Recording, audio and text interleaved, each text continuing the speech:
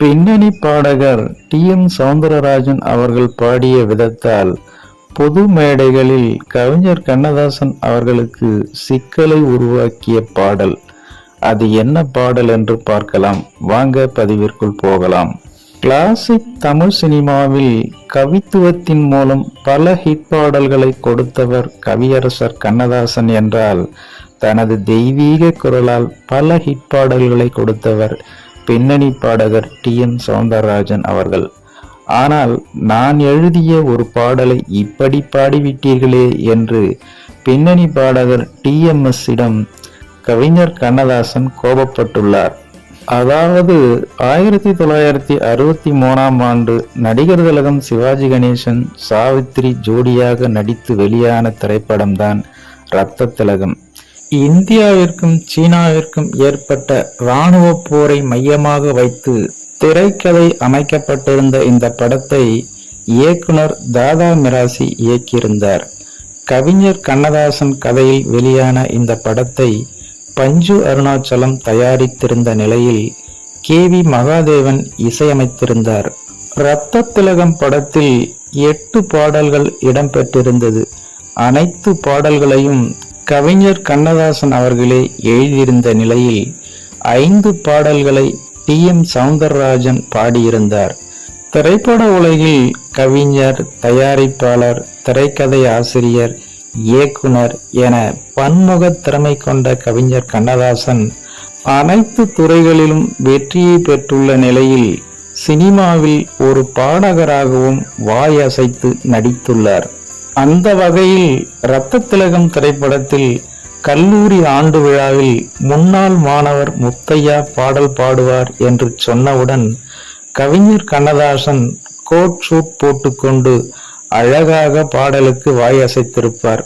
அந்த பாடல்தான் ஒரு கோப்பையிலே என் குடியிருப்பு, ஒரு கோலமையில் என் துணையிருப்பு, இசை பாடலிலே என் உயிர் துடிப்பு, நான் பார்ப்பதெல்லாம் அழகின் சிரிப்பு, ஒரு கோப்பையிலே என் குடியிருப்பு.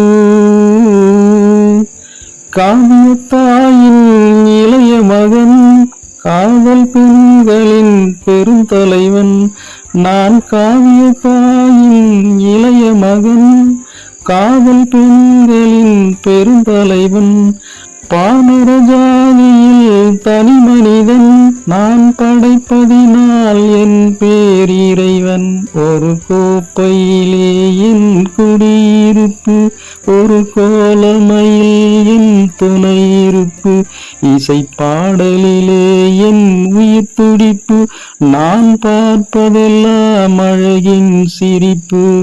மானிட இனத்தை ஆட்டி வைப்பேன், அவர் மாண்டு விட்டால் அதை பாடி வைப்பேன், நான் மானிட இனத்தை ஆட்டி வைப்பேன், அவர் மாண்டு விட்டால் அதை பாடி வைப்பேன், நான் நிரந்தரமானவன் அழிவதில்லை, எந்த நிலையிலும் எனக்கு மரணம் இல்லை, ஒரு கோப்பையிலே என் குடியிருப்பு, ஒரு கோலமையில் என் துணையிருப்பு, இசை பாடலிலே என் உயிர் துடிப்பு, நான் பார்ப்பதெல்லாம் அழகின் சிரிப்பு என்கின்ற பாடலாகும். இந்த படம் வெளியாகி ரசிகர்கள் மத்தியில் நல்ல வரவேற்பை பெற்ற நிலையில் கவிஞர் கண்ணதாசன் தோன்றி வாயசைத்த இந்த பாடலும் மெகா ஹிட்டானது.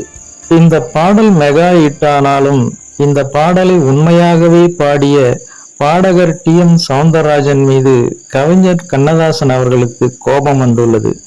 ரத்த திலகம் படம் வெளியான பிறகு கவிஞர் கண்ணதாசன் எந்த அரசியல் மேடைக்கு சென்றாலும் நீங்கள் பாடிய அந்த பாடலை பாடுங்கள் என்று பலரும் கேட்பார்களாம். இதை கேட்ட கவிஞர் கண்ணதாசன், அந்த பாடலை நான் பாடவில்லை, பாடகர் டி.எம். சௌந்தரராஜன் தான் பாடினார், நான் வாய் மட்டும்தான் அசைத்தேன் என்று கூறியுள்ளார்.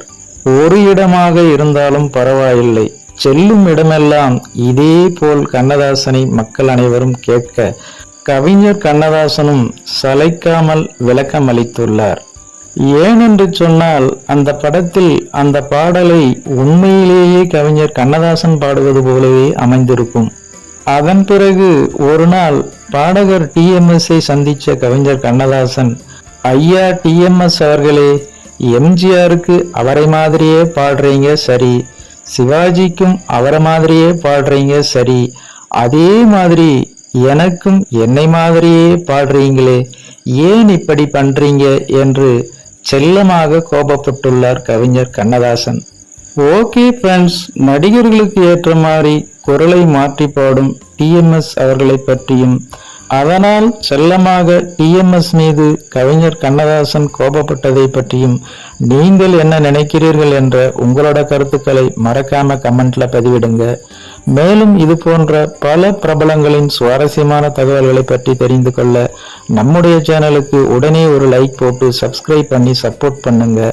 நன்றி, வணக்கம், வாழ்க தமிழ்.